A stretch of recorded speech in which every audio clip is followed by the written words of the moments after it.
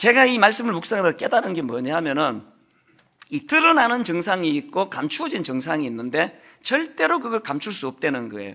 제가 그 사춘기 때 막 여학생도 짝사랑하고 막 그럴 때, 그때는 또 막 굉장히 센치멘탈해져 가지고 막 소설 시 같은 것도 좋아하고 막 명언도 막 찾고 막 그럴 때인데요. 그때 내가 누구를 짝사랑하고 있을 때인데 진짜 마음에 꽂히는 명언 하나를 발견했습니다. 기침하고 사랑은 감출 수 없다. 그게 너무나 와닿아가지고 정말 이게 감출 수 없는 게 사랑이구나. 그래가지고 내가 짝사랑하던 그 여학생한테 수요 예배 가가지고 아카시아 껌 사가지고 기침과 사랑은 감출 수가 없대 그러면서 막 전해주고 이런 유치한 짓을 했던 기억이 나요. 제가 이 말씀을 묵상하다가 그 사랑과 기침은 감출 수 없다는 생각이 불쑥 왜 떠올랐냐 하면요, 여러분, 사랑도 감출 수 없고 기침도 감출 수 없는데 감출 수 없는 게 하나 더 있더라고요. 교만도 못 감추어요. 아무리 애를 써도 그 안에 교만도 감추어지지 않습니다. 제가 그 성경에서 증거를 한번 대볼게요. 다니엘 4장 29절에 보면 이제 이 느부갓네살의 막 대놓고 교만한 모습이 나옵니다. 12달이 지난 후에 내가 바벨론 왕궁 지붕에서 그닐새 나 왕이 말하여 이르되 이 큰 바벨론은 내가 능력과 권세로 건설하여 나의 도성으로 삼고 이것으로 내 위엄의 영광을 나타낸 것이 아니냐. 뭐 이건 막 대놓고 지금 교만한 거예요. 이건 뭐 그냥 뭐 감추는 거 없습니다. 내가 막 이게 막 반복으로 나오는데요. 근데 지금 내가가 반복으로 나오는데도 굉장히 잘 감추면서 또 드러내는 사람이 있습니다. 그 교만하다가 망해버린 사울 왕인데요. 자, 한번 내용을 가만히 한번 보세요. 사무엘상 15장 24절입니다. 사울이 사무엘에게 이르되 내가 범죄하였나이다. 내가 여호와의 명령과 당신의 말씀을 어긴 것은 내가 백성을 두려워하여 그들의 말을 청종하였음이니이다. 청하오니 지금 내 죄를 사하고 나와 함께 돌아가서 나로 하여금 여호와께 경배하게 하소서. 여기 지금 사울왕의 내가는요, 느부갓네살의 내가랑 차원이 다른 얘기예요. 여기서 사울의 내가는 겸손한 내가예요. 회개를 고백하는 내가예요. 용서를 하나님께 비는 내가예요. 엄청나게 지금 겸손을 가장했는데 말씀드렸죠. 기침하고 사랑하고 교만은 감출 수 없다고요. 어디서 발각이 되는지 아십니까? 그 다음 30절을 보십시오. 사울이 이르되 내가 범죄하였을지라도 이제 청하옵나니 내 백성의 장로들 앞과 이스라엘 앞에서 나를 높이사 나와 함께 돌아가서 내가 당신의 하나님 여호와를 경배하게 하소서. 느부갓네살 쪽이 좀 순수한 거 아닙니까? 결국은 사울 왕은 이 교만의 문제로 망하는 사람인데요. 왜 이게 두려운지 아세요? 저를 보니까 여기 또 대부분의 분들, 교양이 좀 있다고 하는 분들은 느부갓네살과가 아니고 우리는 사울과예요.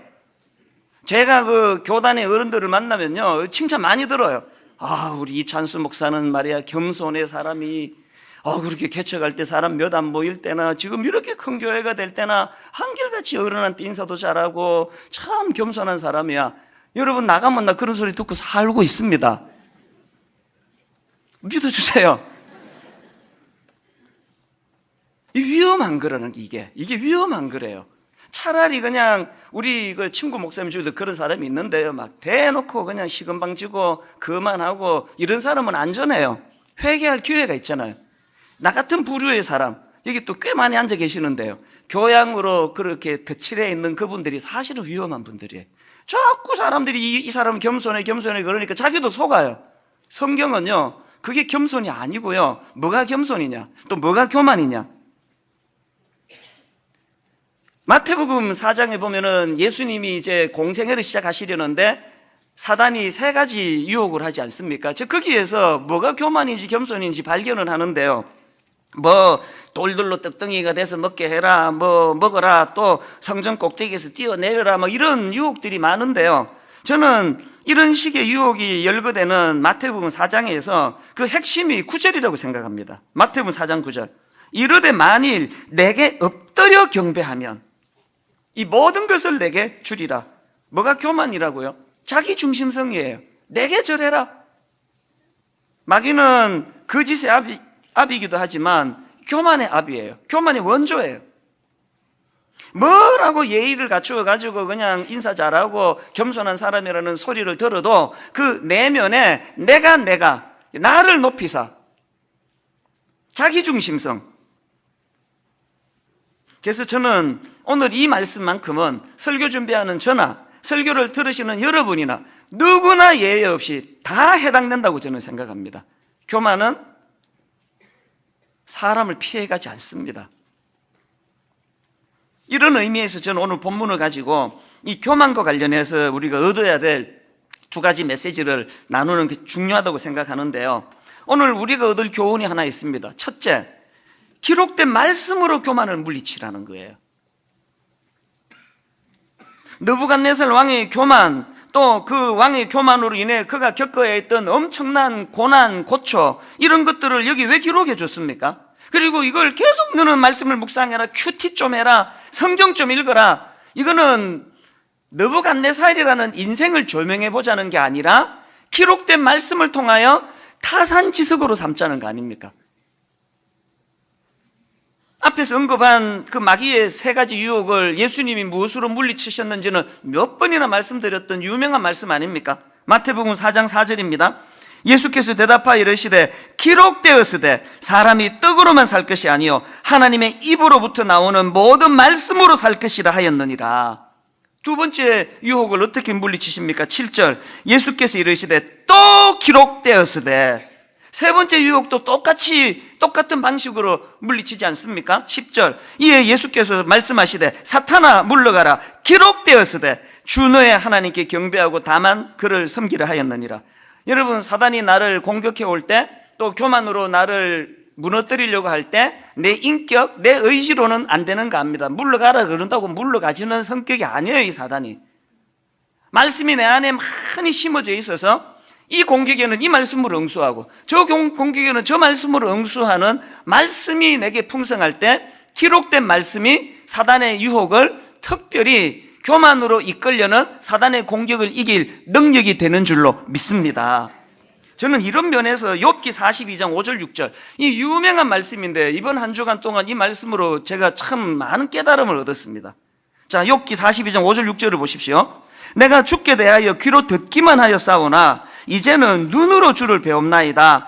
그러므로 내가 스스로 거두어 드리고 티끌과 재 가운데서 회개하나이다. 여기 나오는 스스로 거두어 드리고라는 말씀은 그 하나님의 말씀 앞에 자기가 교정되었다는 걸 그렇게 표현한 거 아닙니까? 근데 제가 이 내용의 의미를 원어적으로 살피면서 굉장히 제가 이번에 깨달음을 많이 얻었는데요. 여기 나오는 거두어 드리고 이게 그 히브리어로 마크라는 동사인데요. 이 마크라는 동사는 거절하다라는 기본 의미를 가진 단어인데 이 단어는 경멸하다, 혐오하다 이런 파생된 의미도 갖고 있는 단어예요. 그러니까 이거를 조금 더 직역하자면 이렇게 해석을 해도 괜찮다고 저는 생각합니다. 그러므로 내가 나 자신을 혐오하며 티끌과 재 가운데에서 회개하나이다. 현대 심리학은 자기를 혐오하는 게 건강한 상태가 아니라고 이야기를 해요. 그 말은 또 일부 맞습니다. 내가 나를 귀히 여기고 나를 존중히 여기고 자존감이 높아야지 내가 나를 혐오해가지고 어떻게 건강한 자아상이 되겠습니까?